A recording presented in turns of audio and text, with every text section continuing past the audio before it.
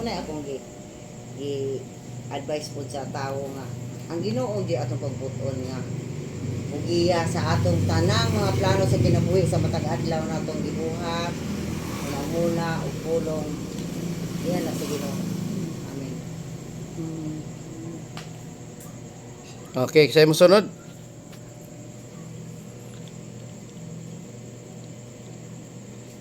Saya mo sunod. Basta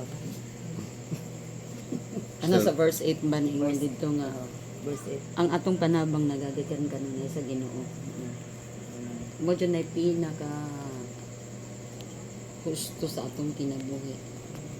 Main nga success sa ato ang mga buluhaton or nabuhat dili na ato. Iyan na sa Dios. Amen. Tanan nga atong nadawat nga maayo sa atong kinabuhi tungod kay na kasi. Amen.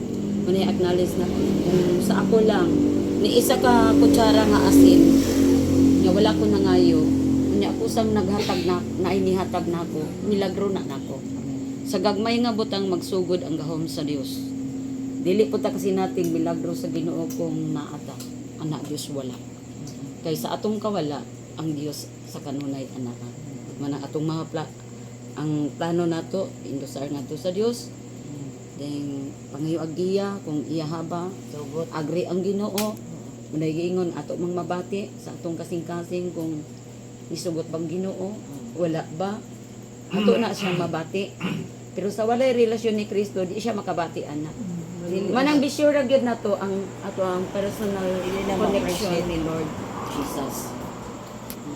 Dili ma-appreciate ang gibuhat sa Ginoo. Kay siya na gud na. Ako bang example katong sa kinabuhi ni Dainica. Si Dainica seryoso kayo nga nagdawat sa Ginoo. Ako yung makita niya. Kay dili siya basta-basta ma-deliver ato, dili to siya seryoso sa iyang pagtugyan ngadto sa Dios. Kuan siya. Pero ang iyang gisunod Anointing.